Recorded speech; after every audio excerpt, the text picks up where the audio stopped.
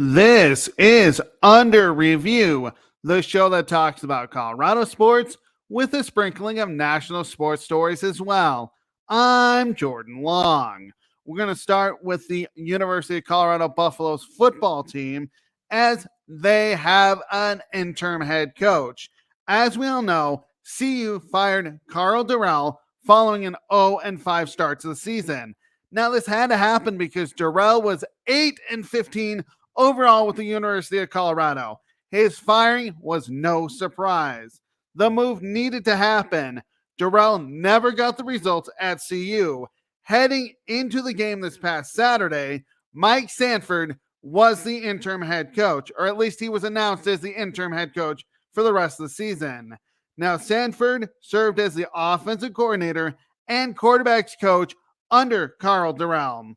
CU also didn't want a winless season. In their history, up until now, they have never had a season where they didn't win a game. The closest they have come in recent memory was 2012 when John Embry was the head coach. They won one game that season. That has also happened 4 other times where they won one game in a season: 1915, 1916, 1980, and 1984.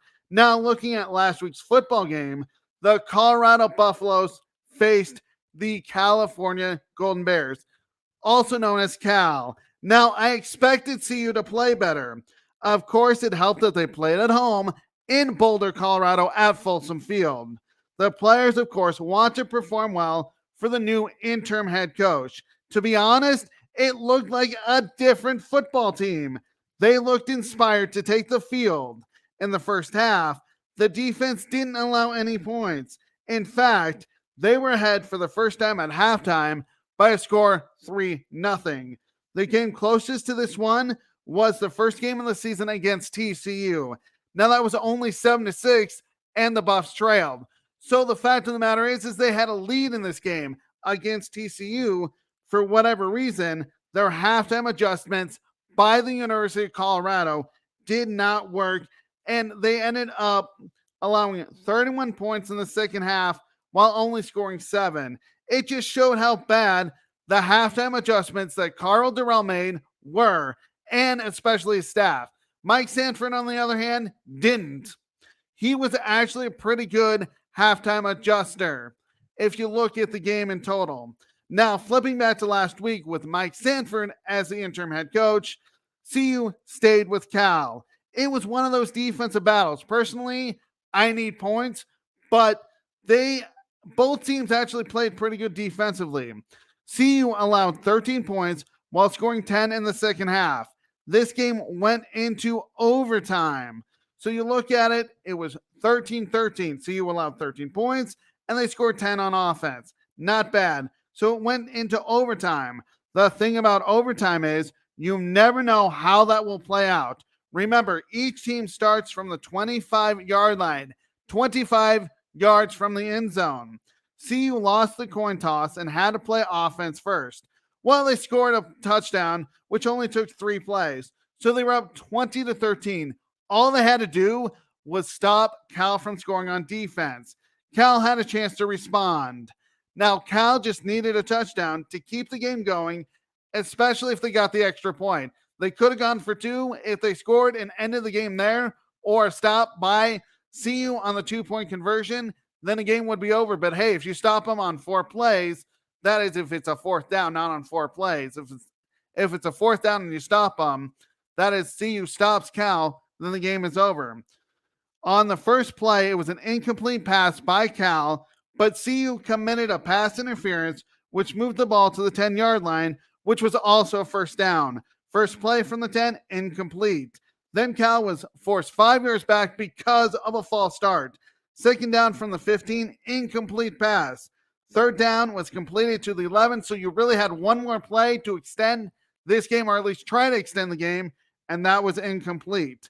CU won 20-13. CU will not go winless. That's the great thing. If you look at it, the change to Sanford was needed.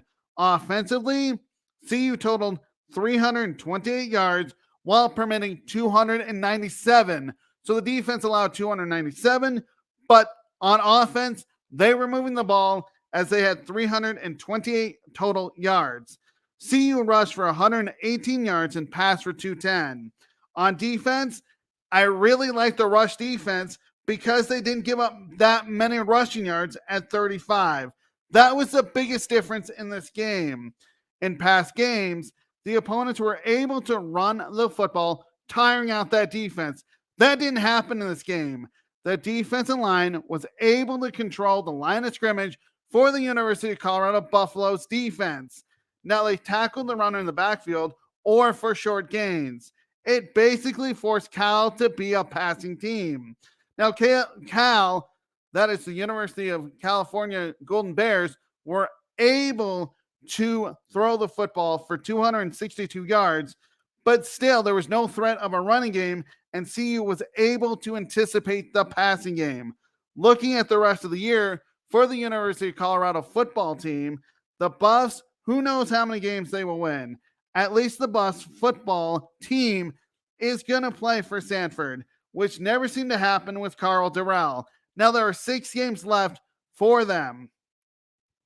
There are some powerhouses in the Pac-12 they're going to face. That includes number 10 Oregon and number 15 Utah at home in Boulder. Going on the road is always tough in the Pac-12.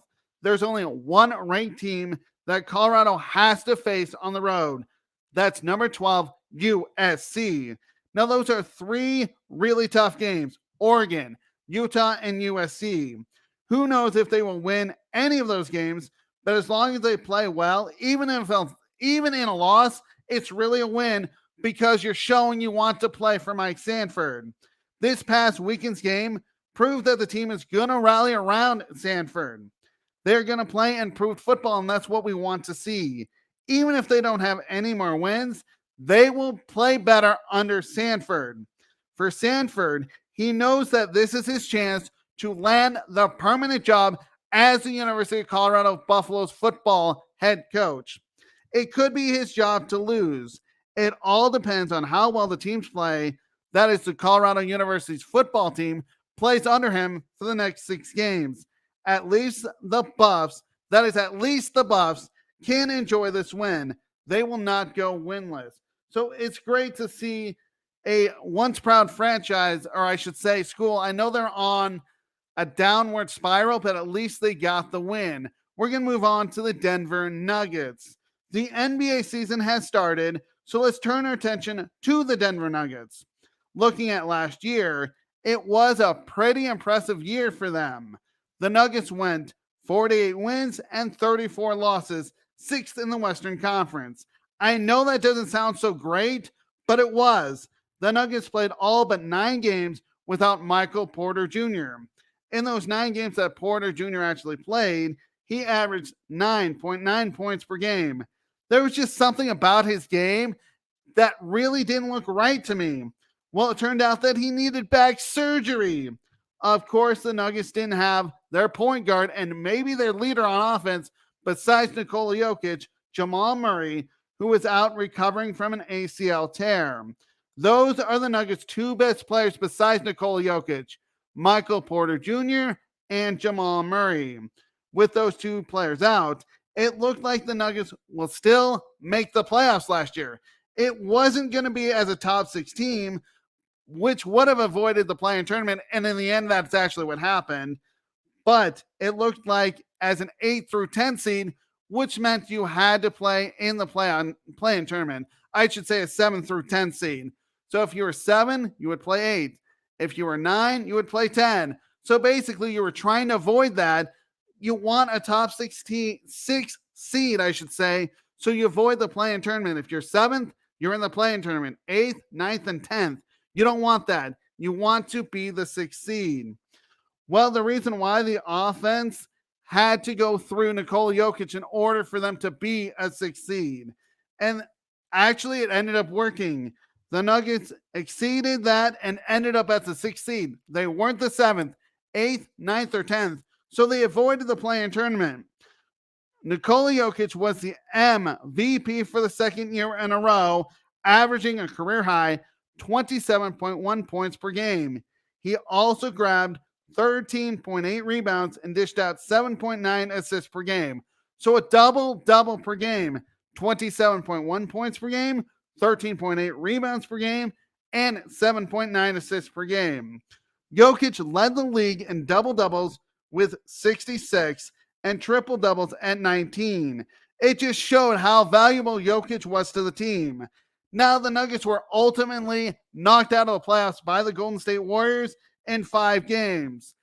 Now, the Warriors actually had a smart game plan, and that was to allow someone other than Jokic to beat them. The Nuggets didn't have an answer and lost the series. Looking at this season, the Nuggets made some moves in the offseason. Denver agreed to a 1-year deal with center DeAndre Jordan. I'm glad I didn't say DeAndre Ayton like our PA announcer in Denver. It's DeAndre Jordan. This was a very smart move. This was a very smart move for the Denver Nuggets. Denver didn't have a center last year behind Jokic. I know they tried DeMarcus Cousins, but let's face it, DeMarcus Cousins isn't the player that Jokic is. Denver let Cousins go just because it wasn't a great fit. Jordan is a veteran of the NBA, entering his 16th NBA season. Besides his NBA experience in the regular season, he has played 60 postseason games, and Jordan brings size too. It seemed like anytime the Nuggets went to the second team, Denver had to play small ball. With Jordan, that will not happen. He is 6 foot 11 inches tall, and he will be able to block and rebound inside when Jokic needs a rest. At least Denver won't have to play that small, I should say, on the second team. So you're looking at not as much small ball with the second team. The Nuggets also made a trade in the offseason that they hope will improve the offense. They dealt Monte Morris and Will Barton to Washington. Denver received Kentavious Caldwell-Pope and Ish Smith. Monte Morris was the backup point guard to Jamal Murray last year. He even started 74 games for the Denver Nuggets last year. Denver knew Monte Morris was the odd man out. Murray, as long as he is healthy, will be the starting point guard. Bones Highland, who's in his second year, is going to be the backup. Basically, it put Monte Morris as the odd man out, and he wasn't going to get that much playing time, so it was time to let him go. Will Barton could be a good shooter, and he bugged me sometimes because he would keep shooting even if he was off. That is Will Barton. He would try to nail 3-pointers. Barton could shoot the Nuggets into a game and out of a game with his 3-point shots. So both of these players went to Washington. The Nuggets got Kentavious Caldwell-Pope and Ish Smith. Pope is going to be the starting shooting guard. He's in his 11th NBA season. He has experience with 683 games played while starting 541 of those contests. Last year with Washington, Pope averaged 13.2 points and 3.4 rebounds per game. Caldwell-Pope can also shoot from beyond the arc, meaning he can hit those 3-point shots, and he can make him at 36% in his career. Denver hopes he's the answer to make this offense more dangerous with Murray, Jokic, and Porter Jr. Ish Smith gives the Nuggets more depth at the point guard position. That's basically all what Ish Smith will do. So the Nuggets at least have 2 backup point guards for Jamal Murray and Ish Smith and Bones Highland. Looking at this year, I should say, Denver knows they should be able to score. When healthy, Nikola Jokic, Michael Porter Jr., Jamal Murray, Aaron Gordon, and Kentavious Caldwell-Pope will put up points. That should improve from last year when they averaged 112.7 points per game, 10th in the NBA. Defensively, though, that's where they need to be better. Teams passed the ball around the perimeter and found the open guy that would either drive or actually hit their 3-point shot. And we saw that against Utah in the opening game. But you know what? It's just one game, and it's only game 1. The Nuggets sometimes didn't look like they cared to play defense. They gave up 110.4 points per game, 14th in the NBA. Also, when they rebounded, they have to grab the ball. When they have a chance at a rebound this year, grab the ball. Last year, There were times on both sides of the floor, we're talking offense and defense, when the opponents were able to out-rebound them. If Denver can box out on offense, so if you can box out on offense and grab those boards, that gives them second chance points on offense, at least a chance to do that. Of course, on defense, those rebounds can lead to fast breaks. I would like to see them play better defensively. The Nuggets, though, have a talented team. If healthy, Denver could easily win 50 plus games and be a top 4 team in the Western Conference. You want to be a top 4 team. You don't want to be the 7th, 8th, 9th, or 10th. Because why? You avoid the play-in tournament if you are a top 6 seed. Now, the worst case is Denver ends up as the 5th or 6th seed. I don't see them being any worse than that. Once they reach the postseason, anything is possible. Denver would love nothing more than to make a deep run in the playoffs. I'm not thinking NBA Finals, though, but that would be a special season. If everybody is healthy, though, the goal is to win a few rounds. I would be very satisfied if they ended up going to the Western Conference Finals. That, to me, is a great season. Special season, you win the NBA Finals. Hopefully, it's one season to remember for the Denver Nuggets. But we will have to wait and see. I know they didn't play well in Utah, but hey, it's game 1 on the road. Hopefully, they will turn it around. It's only one game, so don't panic, Nuggets fans. On to my NFL picks of the week. Last week, I went 3-2, and overall, I am 9-11. We're going to start with the Atlanta Falcons versus the Cincinnati Bengals. The Bengals are a 6.5-point favorite. The Falcons' offense can be dangerous. Here is why. Their quarterback, Marcus Mariota, is a running quarterback who can also throw the football. He looks for Drake London and tight end Kyle Pitts, among others. So very versatile that he can run and he can throw the football. You can't blitz Marcus Mariota because he will take off with the football and run for first downs with his legs. Those are large gains, especially if he runs with it. The Bengals defense must keep Marcus Mariota in the pocket. Can't let him go outside of it. For the Bengals, though, they must run the football with Joe Mixon, which will open up the passing game for Joe Burrow. Now, Joe Burrow can toss the football to Jamar Chase and T. Higgins and Tyler Boyd. Burrow has to be smart with the football. Can't force it into coverage. The pick, though, is the Cincinnati Bengals. The Green Bay Packers versus the Washington Commanders. The Packers are a 4.5-point favorite. Aaron Rodgers is one of the best quarterbacks in this league. He reads the defense to not only change the play, but to find his open receiver. That's what makes Aaron Rodgers so tough to play against, is the fact that he can read the defenses and change the play. Washington needs to play tight coverage on these wide receivers. If a wide receiver gets behind the defensive backs, those could go for large gains. The Washington defense is one of the better defenses that Rodgers will see this year. They will blitz him, but Washington has to sack Aaron Rodgers. If they don't, Rodgers will get out of the pocket and out of a sack and find an open receiver. For the Washington defense, bring pressure on Aaron Rodgers. That will make it tough for him to throw the football.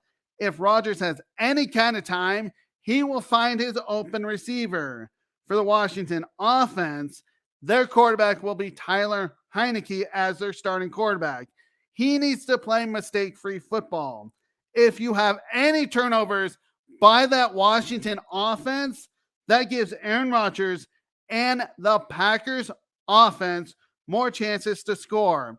In the end, though, the Packers roll to a victory. The Tennessee Titans hosting the Indianapolis Colts. Now, the Titans are 2.5-point favorite. The Colts offense starts with quarterback Matt Ryan. He has a quick release to find his open receivers. The problem has been his offensive line. They need to give him time to throw the football. If not, those are going to be sacks or incompletions or interceptions. The Titans defense, in order to be successful this week, blitz Matt Ryan. If you do, then you have a chance for turnovers or sacks, which could change the course of the game. For the Titans offense, though, the game plan is so easy if you're the Tennessee Titans. Run the football with Derrick Henry. Use him, and that offensive line needs to create holes. So that is the key, is to get the running game going for the Tennessee Titans and have that offensive line blocked for Derrick Henry. As for Ryan Tannehill, play mistake-free football. You cannot have turnovers. If you do, that will give the Colts offense great field position, and basically Matt Ryan can score more points. You don't want that. This game comes down to turnovers. Whichever quarterback can play mistake-free football will win, and that will be the Tennessee Titans. The Seattle Seahawks versus the LA Chargers. The Chargers are 5.5-point favorites. Seattle is a tough team to play because of Geno Smith, their quarterback, who can run with the football and throw it. When he has time, he has receivers he can trust in DK Metcalf and Tyler Lockett. Those are his go-to receivers. When those two catch it, those can go for large gains, especially with their speed. The Chargers must cover them. If not, the Seahawks will pick them apart. That is their defense. The Seattle Seahawks will pick that Chargers defense apart. Also spy Geno Smith if you're the Chargers defense. You can't let him go off and run outside the pocket. For the Chargers offense, we know how good Justin Herbert is. He doesn't have a favorite receiver and spreads it out. Of course, what helps Justin Herbert is the running game of Austin Eckler. Eckler is one of the better running backs in this game. It comes down to the red zone. Field goals will not cut it in this game. In the end, though, I feel like the Chargers are the better team as they get the win. The San Francisco 49ers hosting the Kansas City Chiefs. Kansas City is a 3.5-point favorite. For Kansas City the Kansas City offense, we know how dangerous it can be. Patrick Mahomes can run around and get outside the pocket. That buys time for him. He will look for Juju Smith-Schuster and Travis Kelce. Kansas City will try to run the football, but don't expect that to be the reason why they will have success. It will be through the air. Now, if you are the 49ers, you have to stop Patrick Mahomes. Take him down if you can, and don't allow him time to throw the football. Looking at the 49ers, the key for them is to control the clock. Run the football. I know they can have success with throwing the ball through the air with Jimmy Garoppolo, but run the football. If you have success on the ground, that means Patrick Mahomes is on the sideline and he cannot hurt you. The offense of Kansas City can't hurt you if they're just standing out on the sideline. For the 49ers, though, if you drive into the red zone, score touchdowns. Field goals will do you no good. Kansas City is the more dangerous offense as they get the win. My picks again: Falcons versus Bengals, Cincinnati Bengals. Packers versus the Washington Commanders, the Green Bay Packers. Colts versus Titans, give me the Tennessee Titans. Seahawks versus Chargers, give me the Chargers. Kansas City versus San Francisco, Kansas City. I'm Jordan Long. This has been Under Review. Read my blog that I write Mondays through Thursdays with podcasts on Fridays at sports-scoop.com. So again, read my blog that I write Mondays through Fridays with podcasts on Fridays. I should say that the podcast is on Friday at sports-scoop.com.